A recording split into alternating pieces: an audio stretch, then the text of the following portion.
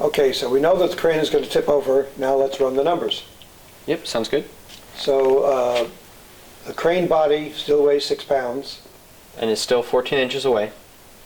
Times those two together, 84 inch-pounds of torque. Same thing as before.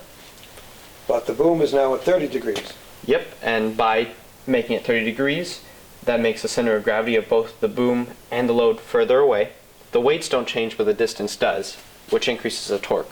Okay, now there'll be another link to another video to explain how we got these new numbers. 29.4 inches and 14.7 inches. Okay, Explained elsewhere. Okay, so the boom, distance for the boom, the torque for the boom, for the load, it's the same, 2.5 pounds, but the distance is 29.4 inches. Correct. And same thing, the boom is also further away, 14.7 inches. So by multiplying these out, we get the torque for the load is 73.5 inch-pounds of torque. The torque for the boom is 44.1 inch-pounds of torque. Add these two together, we get 117.6 inch-pounds of torque, which is greater than our 84 inch-pounds of torque on the crane body, so it tips over. So the difference is, what do we say, 33 inch-pounds. Yep, the difference between our torque on the other side versus the crane body. So if we could add 33 inch-pounds, not 33 pounds, 33 inch-pounds. Yep. If we could add that to the crane body side. We'd be in balance. Okay, so 33 inch-pounds, and where would we add this counterweight? Well, we'd want to add it as far back as we can to increase the distance, because if I add a weight right on the pivot point, that's not going to do much. Right.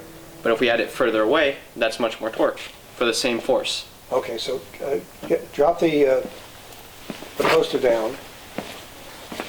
So if we have something that weighs about 1 pound, which is that hook there, Right here, just about 1 pound. and if we put it on all the way on the end, which is 30 inches away, 1 times 30.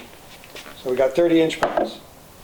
So let's see. This should be just about in balance. Look at that.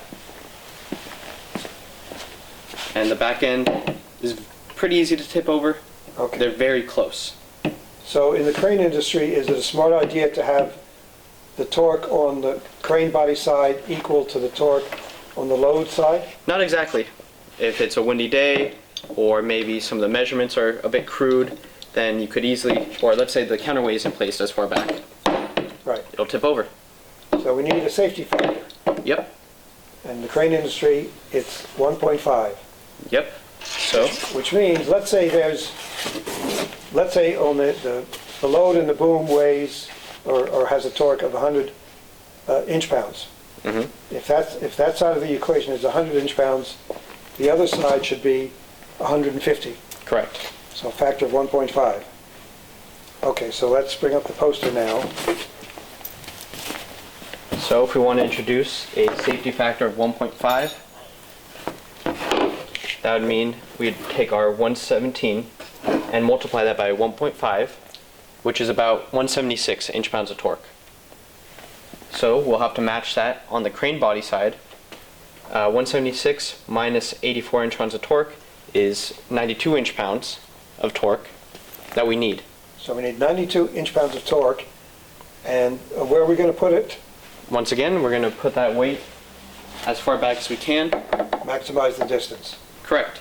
And this is still 30 inches back, and we need 92 inch-pounds of torque, so we only need about 3 pounds. 92 divided by 30 is about Exactly. 3. So let's find something that's About 3 pounds. the nut, the big nut.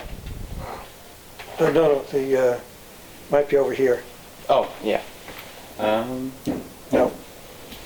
Here, there's another hook someplace. Oh, take the brick. There we go. These bricks will have to work. Brick is 4.7 pounds. So we have even better safety factor. Okay. Yep. So let's put on our load, and you can see that it's very sturdy. Even a windy day or adding a little bit more, we'll be fine. Right. More safety is better. Correct. Okay, now let's go to the tower crane. Sounds good.